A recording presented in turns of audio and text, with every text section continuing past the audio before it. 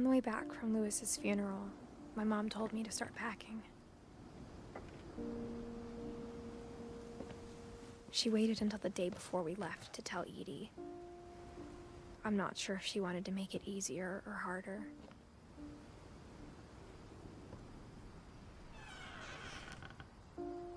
I wish we'd stayed. But I understand why we left.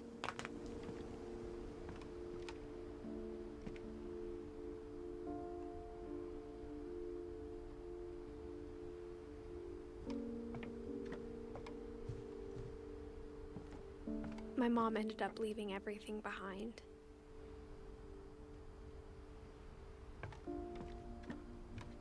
What happened that night had been coming for a long time. Maybe it should have come sooner.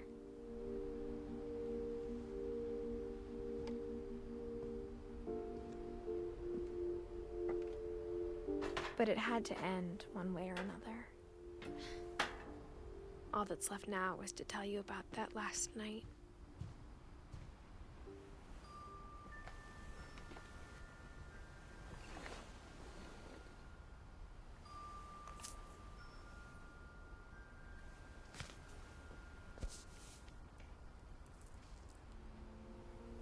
That whole last day, Edie just watched us pack and didn't say a word.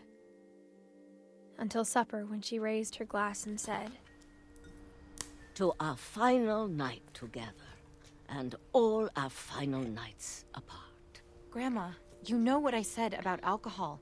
Some of your medications are very Edith, specific. I left a present for you in the hallway.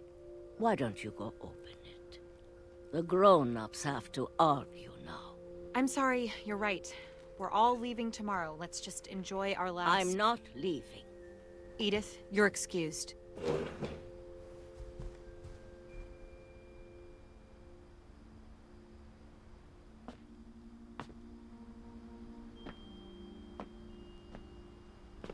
The power had been shut off that morning, but Edie always had plenty of candles. When my mom sealed the library, I don't think she knew about the other entrance. Or that Edie had a key to it.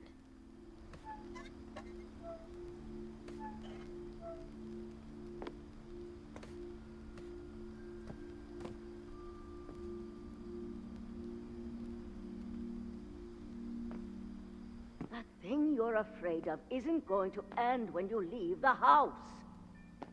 Edith has a right to know these stories.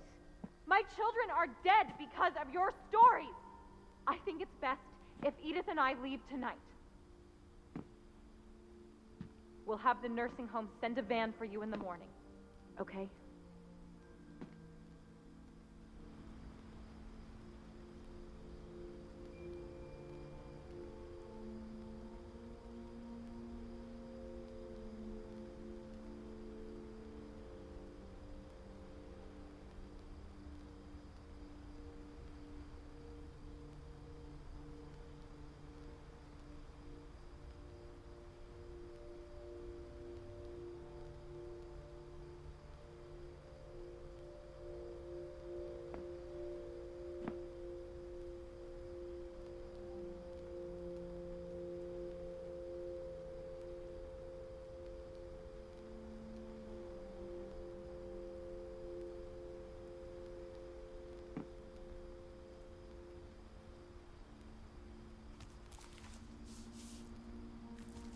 Dear Edith, there's so many stories I wish I could tell you, but there's only time for one. This is about what happened on the night you were born. That night, the tide went way, way out. It was the first and last time I ever saw the old house aground. There'd been an earthquake out in the middle of the ocean. They called it the lowest tide in 1,000 years. God, it smelled awful. You know, I've seen that house every day of my life.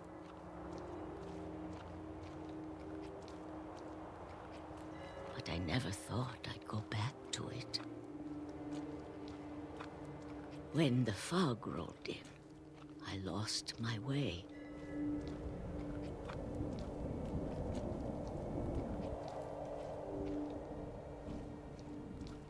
I got turned around.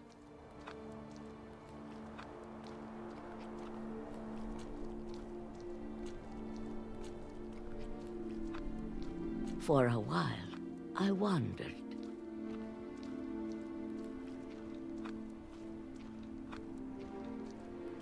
I started seeing things.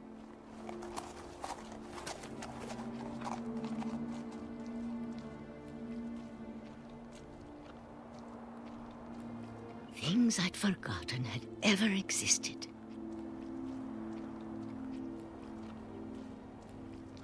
But when I saw them, they felt like old friends. That night, a lot of things came back to me. Or maybe I came back to them.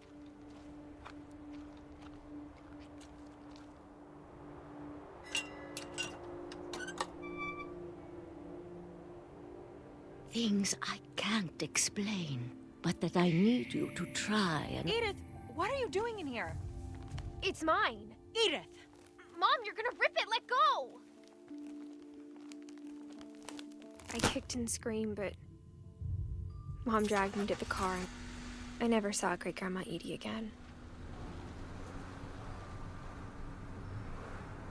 The next morning, the van came to pick her up, but she was already gone. After that, we moved around a lot.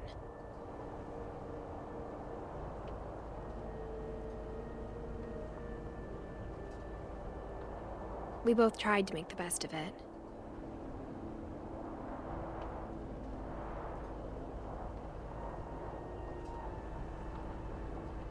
A few years went by.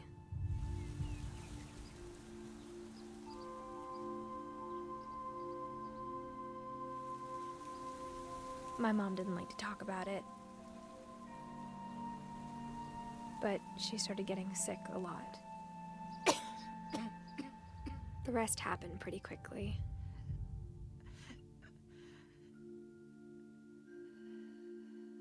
She got better for a while, and then she didn't. And then I was alone.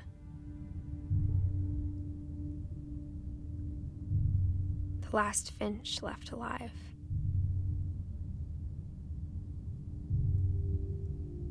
Until I found out about you. I'm still not sure what to tell you about all this. If we lived forever, maybe we'd have time to understand things.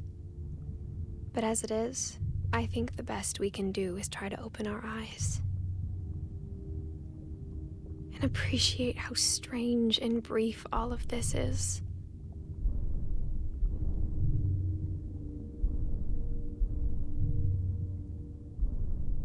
This journal was supposed to be for you.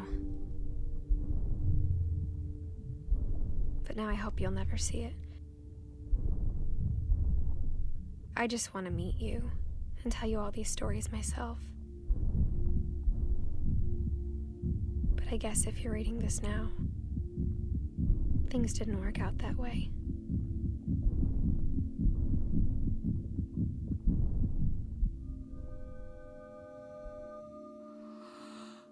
This is where your story begins. I'm sorry I won't be there to see it. It's a lot to ask, but I don't want you to be sad that I'm gone. I want you to be amazed that any of us ever had a chance to be here at all. Good luck.